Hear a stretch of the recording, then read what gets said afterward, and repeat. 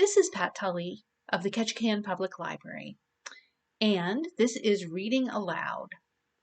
This week, we are going to go back to reading Henry David Thoreau. This time I'm going to read one of his most famous essays called Civil Disobedience. I heartily accept the motto, that government is best which governs least, and I should like to see it acted up to more rapidly and systematically.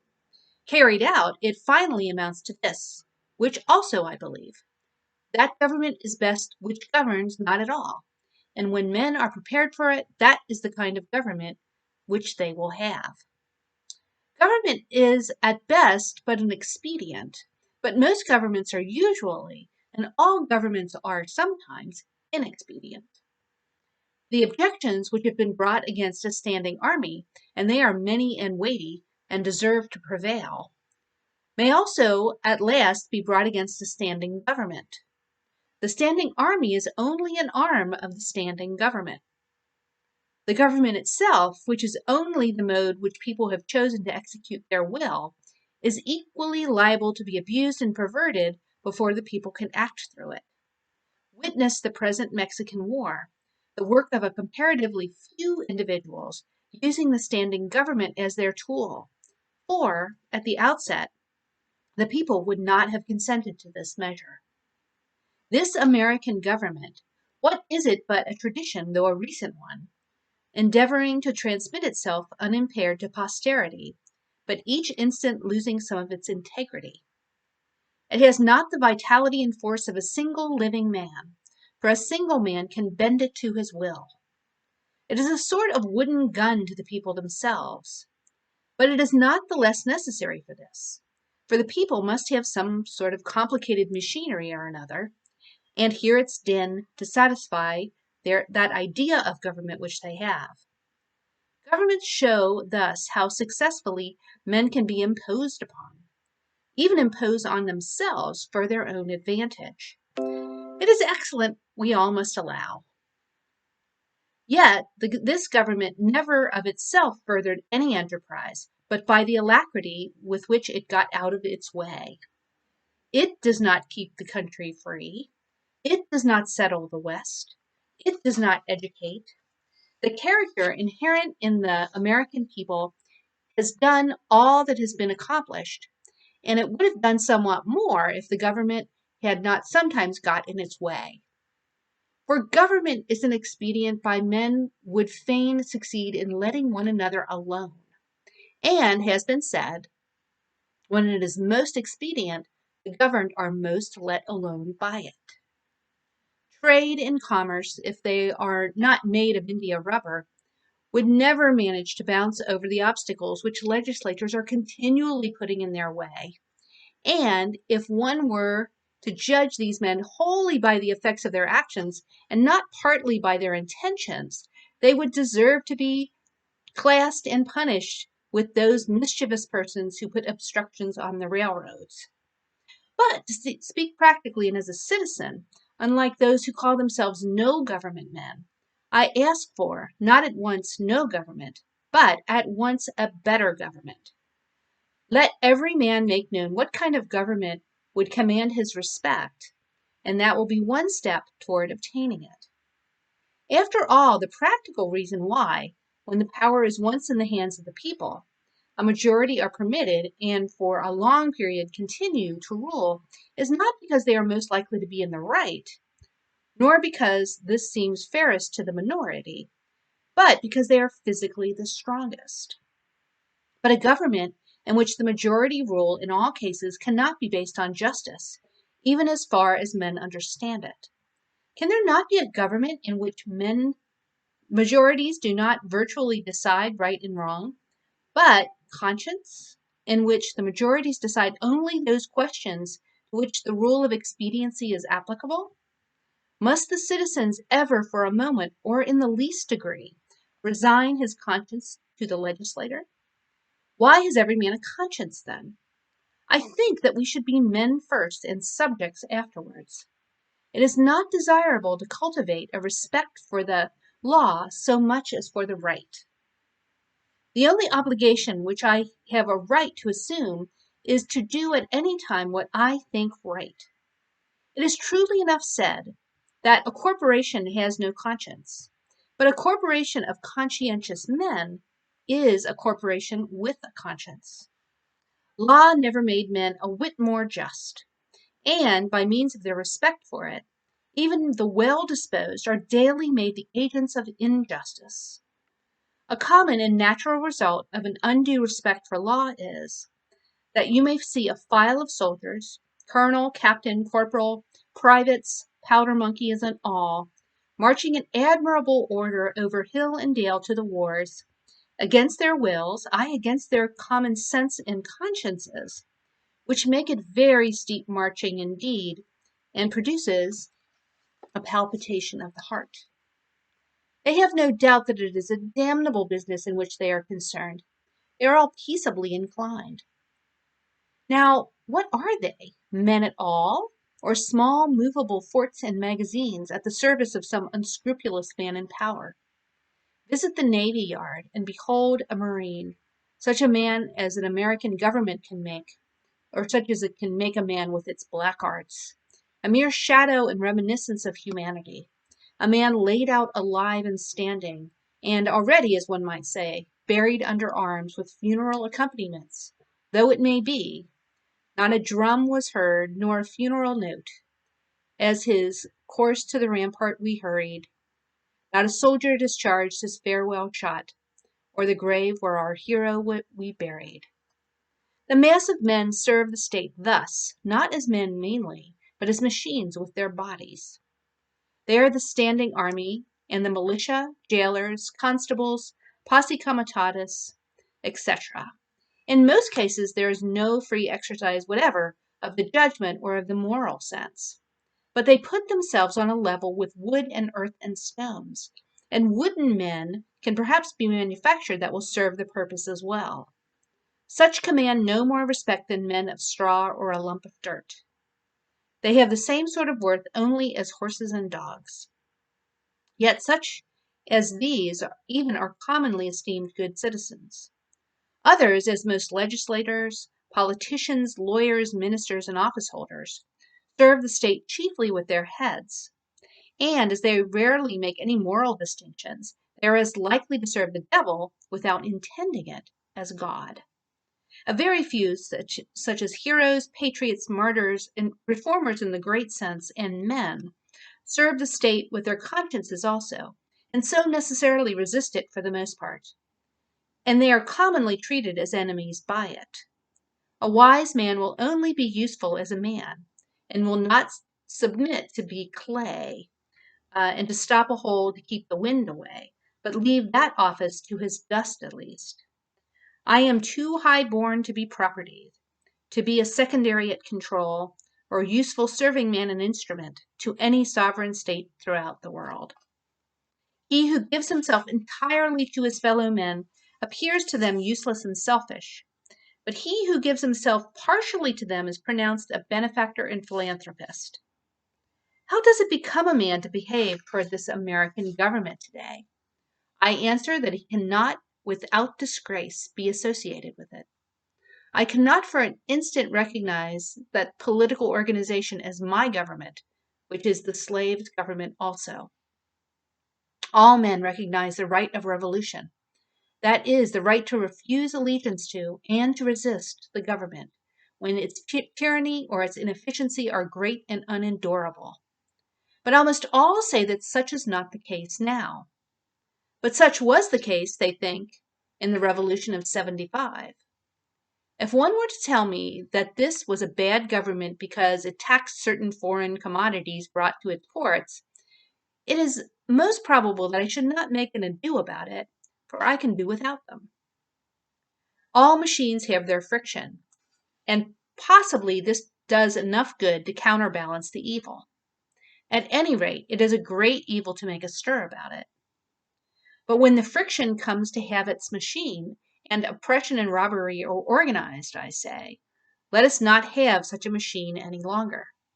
In other words, when a sixth of the population of a nation which is undertaken to be the refuge of liberty are slaves, and a whole country is unjustly overrun and conquered by a foreign army and subjected to military law, I think that it is not too soon for honest men to rebel and revolutionize. What makes this duty the more urgent is the fact that the country so overrun is not our own, but ours is the invading country. Paley, a common authority with many on moral questions in his chapter on the duty of submission to civil government, resolves all civil obligation into expediency. And he proceeds to say that so long as the interest of the whole society requires it, that is, so long as the established government cannot be resisted or changed without public inconveniency, it is the will of God that the established government be obeyed, and no longer. This principle being admitted, the justice of every particular case of resistance is reduced to a computation of the quantity of the danger and grievance on the one side, and the probability and expense of redressing it on the other. Of this, he says, every man shall judge for himself. But Paley appears never to have contemplated those cases in which the rule of expediency does not apply, in which a people, as well as an individual, must do justice, cost what it may. If I have unjustly wrested a plank from a drowning man, I must restore it to him, though I drown myself. This, according to Paley, would be inconvenient. But he that would save his life in such a case shall lose it. This people must cease to hold slaves and to make war on Mexico, though it cost them their existence as a people. In their practice, nations agree with Paley. But does anyone think that Massachusetts does exactly what is right at this present crisis? A drab of state, a cloth of silver slut, to have her train borne up and her soul trail in the dirt. Practically speaking, the opponents to a reform in Massachusetts are not 100,000 politicians at the South, but 100,000 merchants and farmers here, who are more interested in commerce and agriculture than they are in humanity, and are not prepared to do justice to the slave and to Mexico, cost what it may. I quarrel not with far-off foes, but with those who, near at home, cooperate with and do the bidding of those far away, and without whom the latter would be harmless. We are accustomed to say that the mass of men are unprepared, but improvement is slow because the few are not materially wiser or better than the many. It is not so important that many should be as good as you, or that there should be that there should be some absolute goodness somewhere, for that will leaven the whole lump. There are thousands who are in opinion opposed to slavery and to the war, who yet in effect do nothing to put an end to them, who, esteeming themselves children of Washington and Franklin, sit down with their hands in their pockets and say that they know not what to do, and do nothing, who even postpone the question of freedom to the question of free trade, and quietly read the prices current along with the latest advices from Mexico after dinner, and, it may be, fall asleep over them both. What is the price current of an honest man and patriot today? They hesitate and they regret, and sometimes they petition, but they do nothing in earnest and with effect. They will wait, well disposed, for others to remedy the evil, that they may no longer have it to regret. At most, they give only a cheap vote and a feeble countenance and Godspeed to the right as it goes by them. There are 999 patrons of virtue to one virtuous man, but it is easier to deal with the real possessor of a thing than with the temporary guardian of it. All voting is a kind of gaming, like checkers or backgammon, with a slight moral tinge to it, a playing with right and wrong, with moral questions, and betting naturally accompanies it. The character of the voters is not staked. I cast my vote perchance as I think right, but I am not vitally concerned that the right should prevail. I am willing to leave it to the majority. Its obligation, therefore, never exceeds that of expediency. Even voting for the right is doing nothing for it. It is only expressing to men feebly your desire that it should prevail. A wise man will not leave the right to the mercy of chance, nor wish it to prevail through the power of the majority. There is but little virtue in the action of masses of men. When the majority shall at length vote for the abolition of slavery, it will be because they are indifferent to slavery, or because there is but little slavery left to be abolished by their vote. They will then be the only slaves. Only his vote can hasten the abolition of slavery, who asserts his own freedom by his vote. I hear of a convention to be held at Baltimore or elsewhere for the selection of a candidate for the presidency, made up chiefly of editors and men who are politicians by profession. But I think, what is it to any independent, intelligent, and respectable man what decision they may come to? Shall we not have the advantage of his wisdom and honesty, nevertheless? Can we not count upon some independent votes?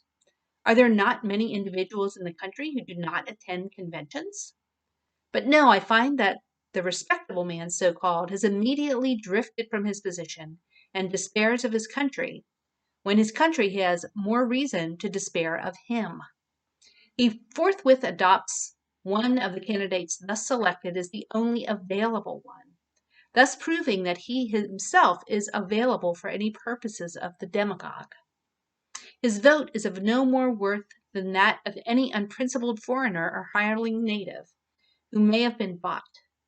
Oh, for a man who is a man, as my neighbor says, has a bone in his back which you cannot pass your hand through. Our statistics are at fault. The population has been returned too large. How many men are there to a square 1,000 miles in this country? Hardly one. Does not America offer any inducement for men to settle here? The American has dwindled into an odd fellow, one who may be known for the development of his organ of gregariousness and a manifest lack of intellect and cheerful self-reliance, whose first and chief concern on coming into the world is to see that the almshouses are in good repair, and before yet he has lawfully donned the virile garb, to collect the fund for the support of widows and orphans that may be, who, in short, ventures to live only by the aid of the mutual insurance company, which has promised to bury him decently. It is not a man's duty, as a matter of course, to devote himself to the eradication of any, even the most enormous wrong. He may still properly have other concerns to engage him, but it is his duty, at least, to wash his hands of it, and, if he gives it no thought longer, not to give it practically his support. If I devote myself to other pursuits and contemplations, I must first see at least that I do not pursue them sitting upon another man's shoulders.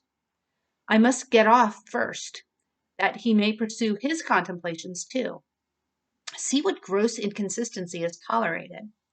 I have heard some of my townsmen say, I should like to have them order me out to Mexico, see if I would go. And yet these very men have each, directly by their allegiance, and so indirectly, at least by their money, furnished a substitute.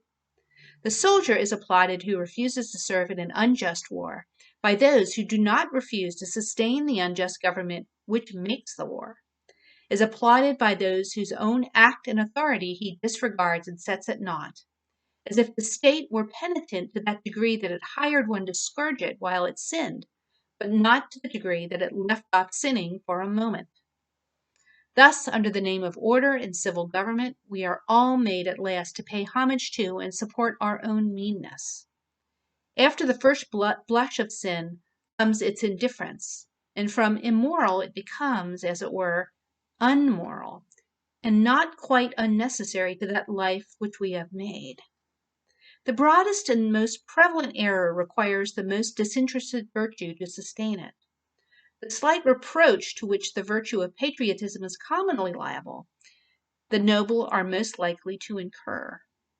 Those who, while they disapprove of the character and measures of a government, yield to it their allegiance and support, are undoubtedly its most conscientious supporters, and so frequently the most serious obstacles to reform.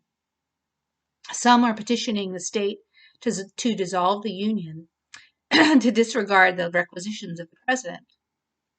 Why do they not dissolve it themselves, the union between themselves and the state, and refuse to pay their quota into its treasury?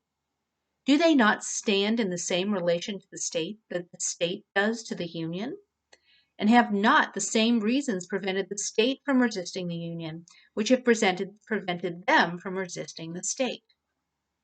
How can a man be satisfied to entertain an opinion merely and enjoy it? Is there any enjoyment of it if his opinion is that he is aggrieved? If you are cheated out of a single dollar by your neighbor, you do not rest satisfied with knowing that you are cheated, or saying that you are cheated, or even with petitioning him to pay you your due. But you take effectual steps at once to obtain the full amount, and see that you are never cheated again. Action from principle, the perception and the performance of right, changes things in relation. It is essentially revolutionary, and does not consist wholly with anything which was. It not only divides states and churches, it divides families. It divides the individual, separating the diabolical in him from the divine. Unjust laws exist. Shall we be content to obey them, or shall we endeavor to amend them and obey until we have succeeded, or shall we transgress them at once? Men generally, under such a government as this, think that they ought to wait until they have persuaded the majority to alter them. They think that, if they should resist, the remedy would be worse than the evil. But it is the fault of the government itself that the remedy is worse than the evil. It makes it worse. Why is it not more apt to anticipate and provide for reform? Why does it not cherish its wise minority? Why does it cry and resist before it is hurt? Why does it not encourage its citizens to be on the alert to point out its faults and do better than it would have them? Why does it always crucify Christ and excommunicate Copernicus and Luther and pronounce Washington and Franklin rebels? One would think that a deliberate and practical denial of its authority was the only offense ever contemplated by government. Else, why has it not assigned its definite, its suitable, and proportionate penalty? If a man who has no property refuses but once to earn 9 shillings for the state, he is put in prison for a period unlimited by any law that I know of, and determined only by the discretion of those who placed him there. But if he should steal 90 times 9 shillings from the state, he is soon permitted to go at large again. If the injustice is part of the necessary friction of the machine of government, let it go. Let it go. Perhaps it will wear smooth. Certainly the machine will wear out. If the injustice has a spring or a pulley or a rope or a crank exclusively for itself, then perhaps you may consider whether the remedy will not be worse than the evil. But if it is of such a nature that it requires you to be the agent of injustice to another, then I say, break the law. Let your life be a counter-friction to stop the machine. What I have to do is to see, at any rate, that I do not lend myself to the wrong which I condemn. As for adopting the ways which the state has provided for remedying the evil, I know not of such ways. They take too much time, and a man's life will be gone. I have other affairs to attend to. I came into this world not chiefly to make this a good place to live in, but to live in it, be it good or bad. A man has not everything to do, but something. And because he cannot do everything, it is not necessary that he should do something wrong. It is not my business to be petitioning the governor or the legislature any more than it is theirs to petition me. And if they should not hear my petition, what should I do then? But in this case, the state has provided no way. Its very constitution is the evil. This may seem to be harsh and stubborn and unconciliatory, but it is to treat it with the utmost kindness and consideration, the only spirit that can appreciate or deserves it. So is all change for the better, like birth and death, which convulse the body. I do not hesitate to say that those who call themselves abolitionists should at once effectually withdraw their support, both in person and property, from the government of Massachusetts, and not wait till they constitute a majority of one, before they suffer the right to prevail through them. I think that it is enough that they have God on their side without waiting for that other one. Moreover, any man more right than his neighbors constitutes a majority of one already. I meet this American government or its representative, the state government, directly and face to face once a year, no more, in the person of its tax gatherer.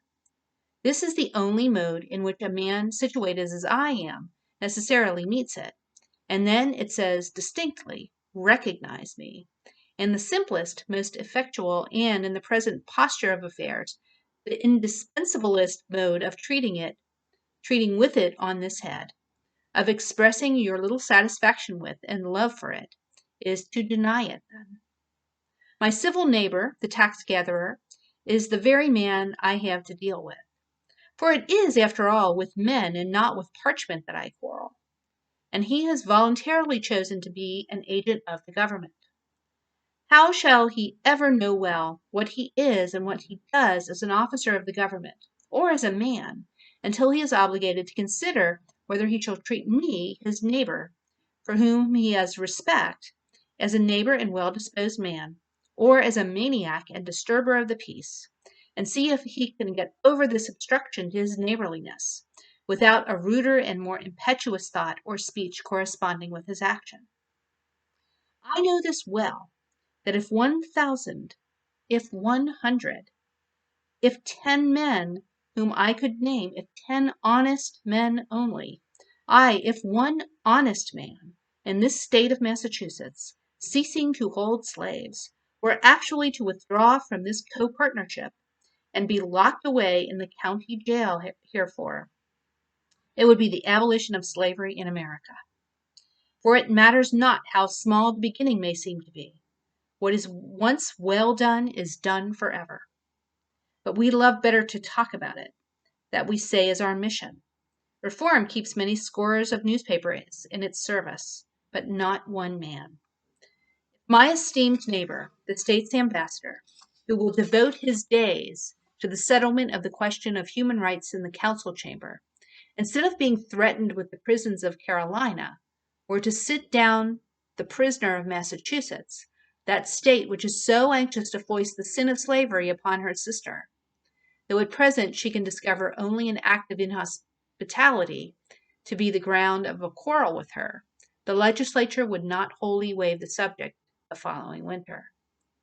Under a government which imprisons any unjustly, the true place for a just man is also a prison. The proper place today, the only place with which Massachusetts has provided for her freer and less desponding spirits, is in her prisons, to be put out and locked out of the state by her own act, as they have already put themselves out by their principles.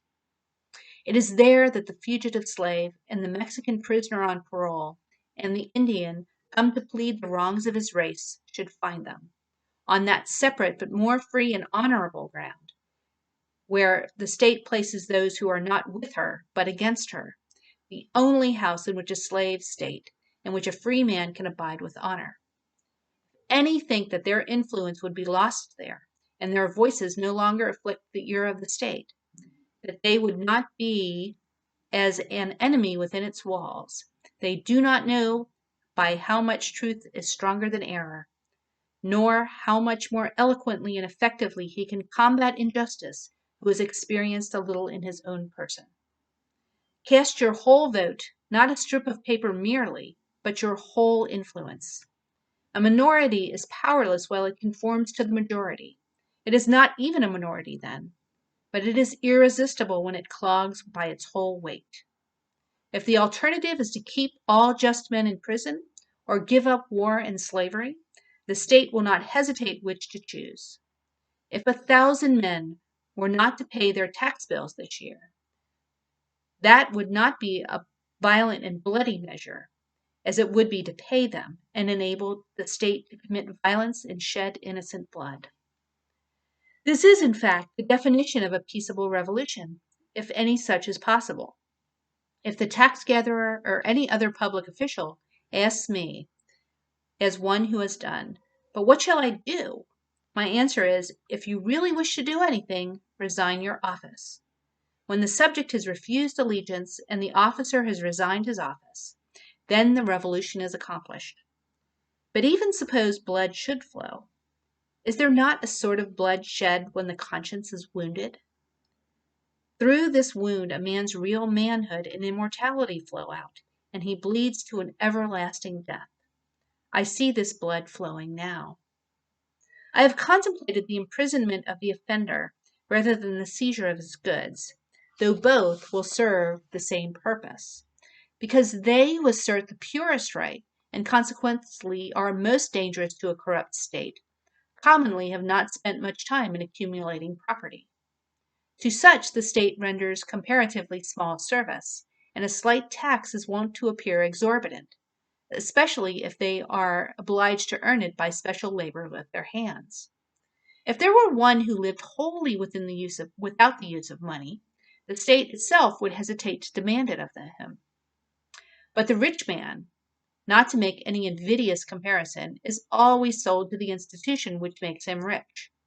Absolutely speaking, the more money, the less virtue.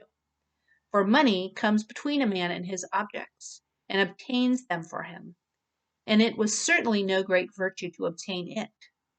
It puts to rest many questions which he would otherwise be taxed to answer, while the only new question which it puts is the hard but superfluous one, how to spend it. Thus his moral ground is taken from under his feet.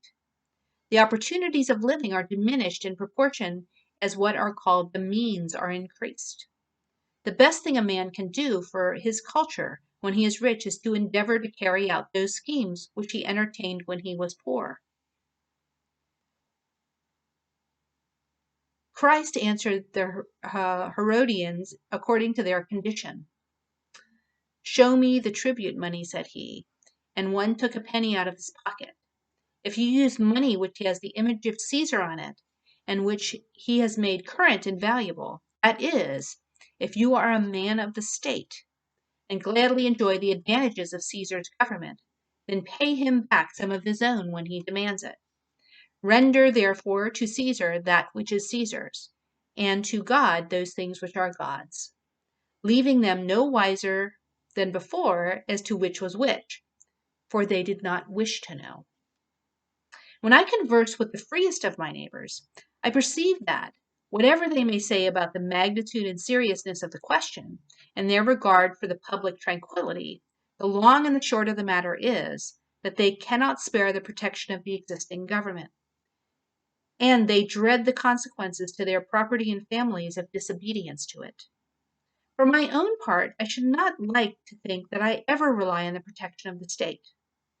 But if I deny the authority of the state when it presents its tax bill, it will soon take and waste all my property, and so harass me and my children without end. This is hard. This makes it impossible for a man to live honestly and at the same time comfortably in outward respects. It will not be worth the while to accumulate property. That would be sure to go again. You must hire or squat somewhere and raise but a small crop and eat that soon. You must live within yourself and depend upon yourself, always tucked up and ready for a start, and not have many affairs. A man may grow rich in Turkey even if he will be in all respects a good subject of the Turkish government. Confucius said, "If a state is governed by the principles of reason, poverty and misery are subjects of shame. If a state is not governed by the principles of reason, riches and honors are the subject of shame." No, until I want the protection of Massachusetts to be extended to me in some distant southern port where my liberty is endangered, or until I am bent solely on building up an estate at home by peaceful enterprise, I can afford to refuse allegiance to Massachusetts and her right to my property and life. It cost me less in every sense to incur the penalty of disobedience to the state than it would be to obey. I should feel as if I were worth less in that case. Some years ago, the state met me in behalf of the church and commanded me to pay a certain sum toward the support of a clergyman whose preaching my father attended, but never I myself. Pay, it said, or be locked up in the jail. I declined to pay. But unfortunately, another man saw fit to pay it. I did not see why the schoolmaster should be taxed to support the priest, and not the priest the schoolmaster, for I was not the state schoolmaster, but I supported myself by voluntary subscription. I did not see why the lyceum should not present its tax bill, and have the state to back its demand, as well as the church. However, at the request of the selectmen, I condescended to make some such statement as this in writing. Know all men by these presents, that I, Henry Thoreau, do not wish to be regarded as a member of any incorporated society which I have not joined. This I gave to the town clerk, and he has it. The state, having thus learned that I did not wish to be regarded as a member of that church, has never made a like demand on me since, though it said that it must adhere to its original presumption that time. If I had known how to name them, I should then have signed off in detail from all the societies which I never signed on to, but I did not know where to find a complete list. I have paid no poll tax for 6 years. I was put into jail once on this account for one night, and as I stood considering the walls of solid stone, 2 or 3 feet thick, the door of wood and iron a foot thick, and the iron grating which strained the light, I could not help being struck with the foolishness of that institution which treated me as if I were mere flesh and blood and bones to be locked up. I wondered that it should have concluded at length that this was the best use it could put me to, and had never thought to avail itself of my services in some way. I saw that if there was a wall of stone between me and my townsmen, there was still a more difficult one to climb or break through before they could get to be as free as I was. I did not for a moment feel confined, and the wall seemed a great waste of stone and mortar. I felt as if I alone of all my townsmen had paid my tax. They plainly did not know how to treat me, but behaved like persons who are underbred. In every threat and in every compliment there was a blunder, for they thought that my chief desire was to stand on the other side of the stone wall. I could not but smile to see how industriously they locked the door on my meditations, which followed them out again without let or hindrance, and they were really all that was dangerous. As they could not reach me, they had resolved to punish my body, just as boys, if they cannot come at some person against whom they have a spite, will abuse his dog. I saw that the state was half-witted, that it was timid as a lone woman with her silver spoons, and that it did not know its friends from its foes, and I lost all my remaining respect for it, and pitied it. Thus the state never intentionally confronts a man's sense, intellectual or moral, but only his body, his senses. It is not armed with superior wit or honesty, but with superior physical strength. I was not born to be forced. I will breathe after my own fashion.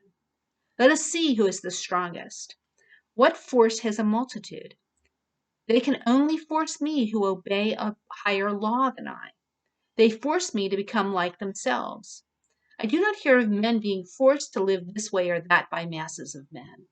What sort of life were that to live?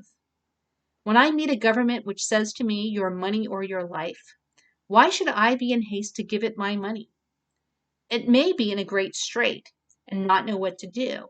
I cannot help that. It must help himself. Do as I do.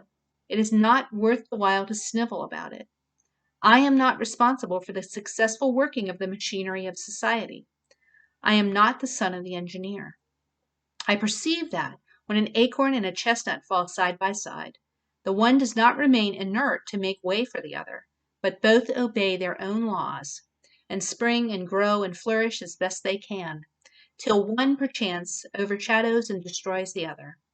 If a plant cannot live according to its nature, it dies, and so a man. The night in prison was novel and interesting enough. The prisoners in their shirt sleeves were enjoying a chat and the evening air in the doorway when I entered. But the jailer said, "Come, boys, it is time to lock up." And so they dispersed, and I heard the sound of their steps returning into their hollow apartments. My roommate was introduced to me by the jailer as a first-rate fellow and a clever man. When the door was locked, he showed me where to hang my hat and how he managed matters there. The rooms were whitewashed once a month, and this one at least was the whitest, most simply furnished, and probably the neatest apartment in the town. He naturally wanted to know where I came from and what brought me there, and when I had told him, he asked him in my turn how he came to be there, presuming him to be an honest man, of course, and as the world goes, I believe he was. "Why," said he, "they accused me of burning a barn, but I never did it. As near as I could discover, he had probably gone to bed in a barn when drunk, and smoked his pipe there, and so a barn was burnt. He had the reputation of being a clever man, had been there some 3 months waiting for his trial to come on, and would have to wait as much longer. But he was quite domesticated and contented, since he got his board for nothing, and thought that he was well treated. He occupied one window, and I the other, and I saw that if one stayed there long, his principal business would be to look out the window. I had soon read all the tracts that were left there, and examined where former prisoners had broken out, and where a grate had been sawed off, and heard the history of the various occupants of that room. For I found that even here there was a history and a gossip which never circulated beyond the walls of the jail. Probably this is the only house in town where verses are composed, which are afterwards printed in a circular form, but not published. I was shown quite a long list of verses which were composed by some young men who had been detected in an attempt to escape, who avenged themselves by singing them. I pumped my fellow prisoner as dry as I could, for fear that I should never see him again, but at length he showed me where was my bed, and left me to blow out the lamp. It was like traveling into a far country, such as I had never expected to behold, to lie there for one night. It seemed to me that I had never heard the town clock strike before, nor the evening sounds of the village, for we slept with the windows open, which were inside the grating. It was to see my native village in the light of the Middle Ages, and our Concord was turned into a Rhine stream, and visions of knights and castles passed before me. They were the voices of the old burghers that I heard in the streets. I was an involuntary spectator and auditor of whatever was done and said in the kitchen of the adjacent village inn, a wholly new and rare experience to me. It was a closer view of my native town. I was fairly inside of it. I never had seen its institutions before. This is one of its peculiar institutions, for it is a shire town. I began to comprehend what its inhabitants were about. In the morning, our breakfasts were put through the hole containing a pint of chocolate with brown bread and an iron spoon. When they called for the vessels again, I was green enough to return what bread I had left, but my comrade seized it and said I should lay that up for lunch or dinner. Soon after he was let out to work at haying in a neighboring field, whither he went every day, and would not be back till noon. So he bade me good day, saying that he doubted he should see me again. When I came out of prison, for some one interfered and paid that tax, I did not perceive that great changes had taken place on the common, such as he observed who went in a youth and emerged a tottering and grey-headed man. And yet a change had to my eyes come over the scene. The town and state and country, greater than any that mere time could effect. I saw yet more distinctly the state in which I lived. I saw to what extent the people among whom I lived could be trusted as good neighbors and friends. That their friendship was for summer weather only. That they did not greatly propose to do right. That they were a distinct race from me by their prejudices and superstitions, as Chinamen and Malays are. That in their sacrifices to humanity they ran no risks, not even to their property. That after all they were not so noble that they treated the thief as he had treated them, and hoped by a certain outward observance of a few prayers, and by walking in a particular straight though useless path from time to time, to save their souls. This may be to judge my neighbors harshly, for I believe that many of them are not aware that they have such an institution as the jail in their village. It was formerly the custom in our village, when a poor debtor came out of jail, for his acquaintances to salute him, looking through their fingers, which were crossed in to represent the grating of a jail window. How do you do? My neighbors did not thus salute me, but first looked at me, and then at one another, as if I had returned from a long journey. I was put into jail as I was going to the shoemaker's to get a shoe which was mended. When I let out the next day, I proceeded to finish my errand, and having put on my mended shoe, joined a huckleberry party, who were impatient to put themselves under my conduct, and in half an hour, for the horse was soon tackled, was in the midst of a huckleberry field, on one of our highest hills, 2 miles off, and then the state was nowhere to be seen. This is the whole history of my prisons. I have never declined paying the highway tax because I am as desirous of being a good neighbor as I am of being a bad subject. And as for supporting schools, I am doing my part to educate my fellow countrymen now. It is for no particular item in the tax bill that I refuse to pay it. I simply wish to refuse allegiance to the state, to withdraw and stand aloof from it effectually. I do not care to trace the course of my dollar, if I could, until it buys a man or a musket to shoot with. The dollar is innocent, but I am concerned to trace the effects of my allegiance. In fact, I quietly declare war with the state after my fashion, though I will still make what use and get what advantage for I can, as is usual in such cases. If others pay the tax which is demanded of me from a sympathy with the state, they do but what they have already done in their own case, or rather they abet injustice to a greater extent than the state requires.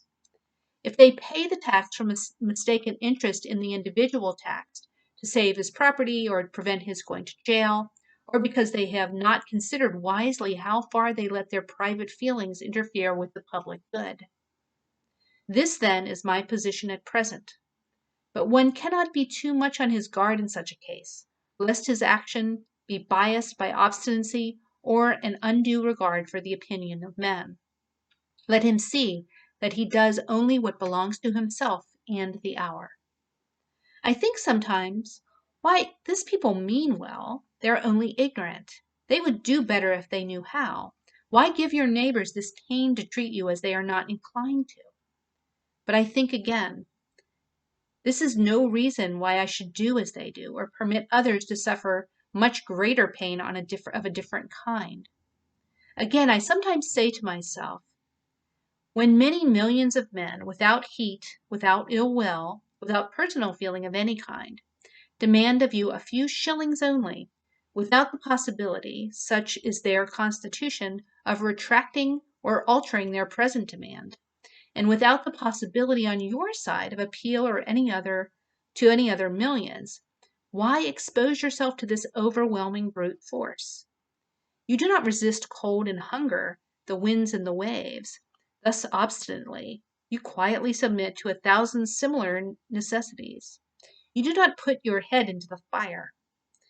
But just as in proportion I regard this as not wholly a brute force, but partly a human force, and consider that I have relations to those millions as to so many millions of men, and not of mere brute or inanimate things, I see that appeal is possible, first and instantaneously, from them to the maker of them, and, secondly, from them to themselves.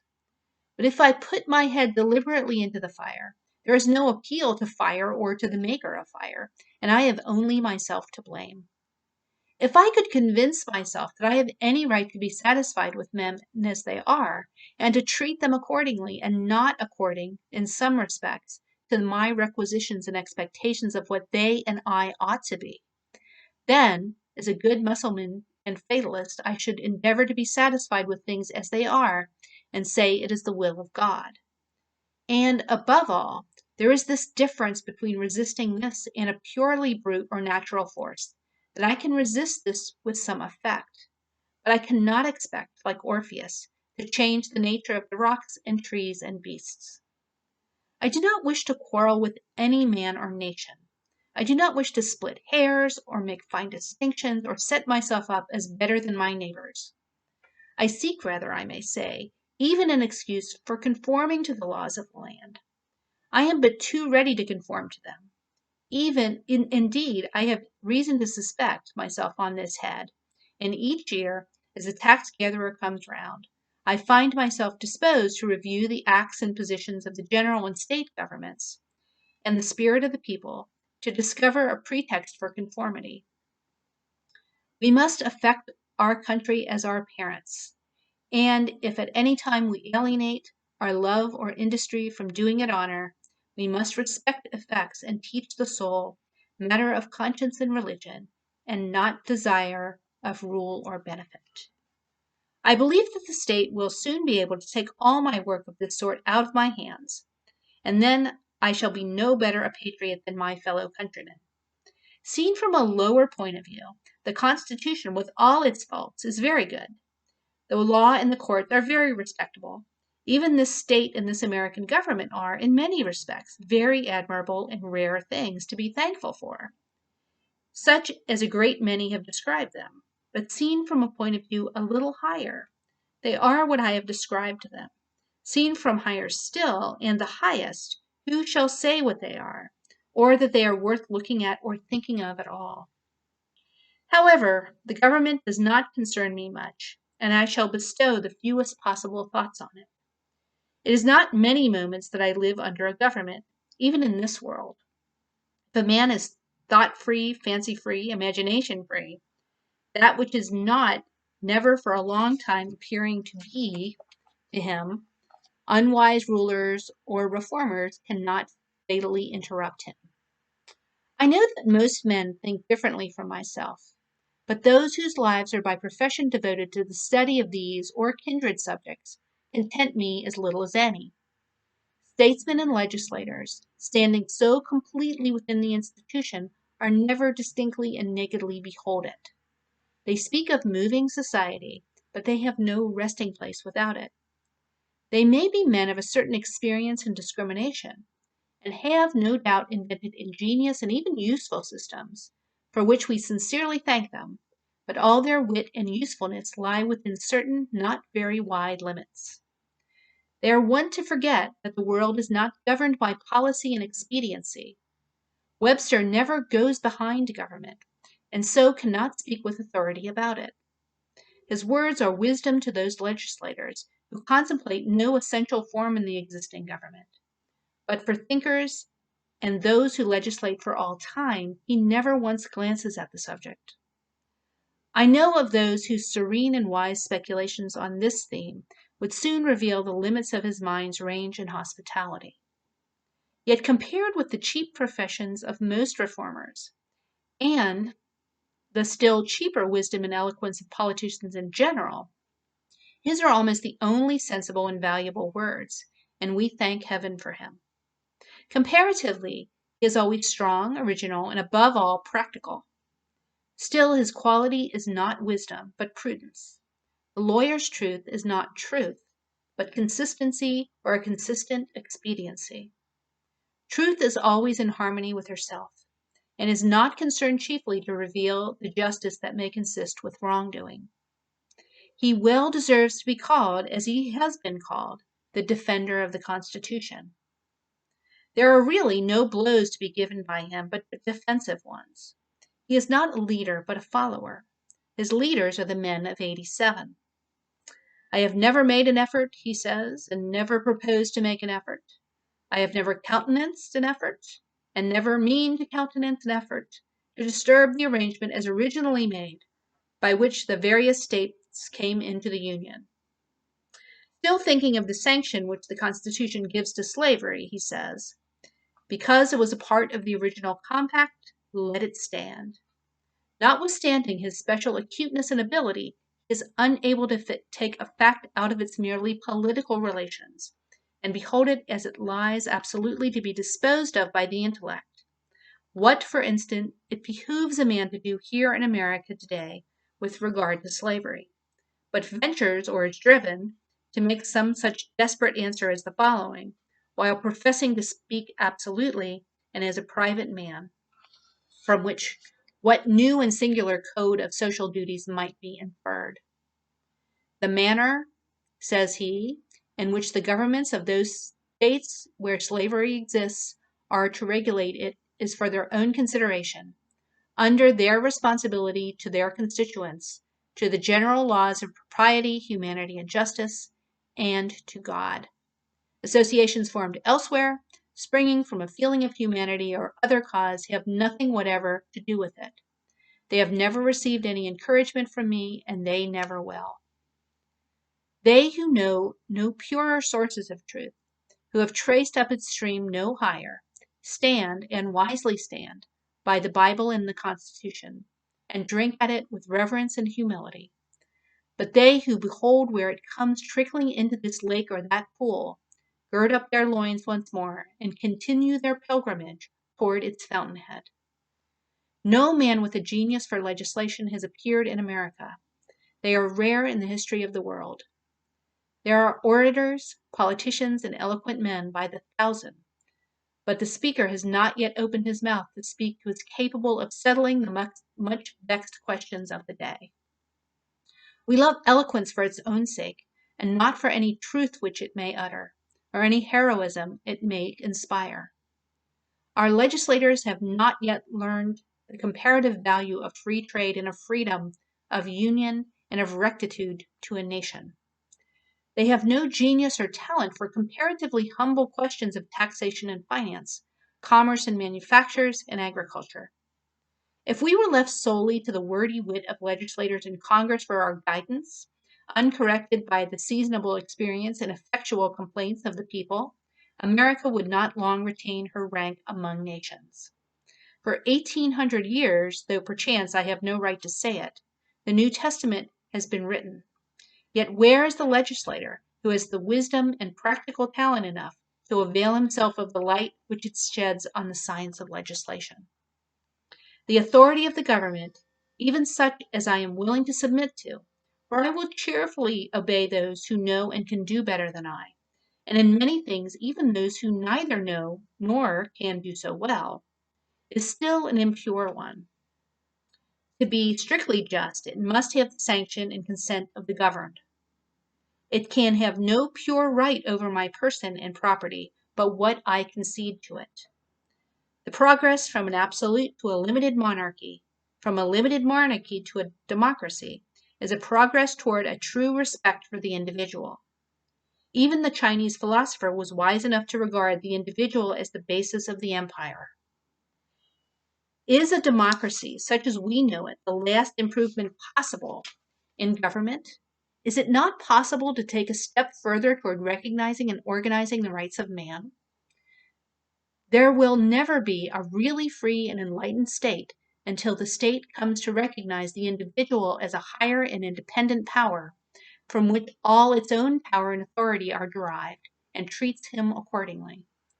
I please myself with imagining a state at last which can afford to be just to all men, to treat the individual with respect as a neighbor, which even would not think it inconsistent with its own purpose if a few were to live aloof from it, not meddling with it, nor embraced by it, who fulfilled all the duties of neighbors and fellow men. A state which bore this kind of fruit, and suffered it to drop off as fast as it ripened, would prepare the way for a still more perfect and glorious state, which also I have imagined, but not yet anywhere seen. The end. Thank you very much. Thanks for listening, and have a good week.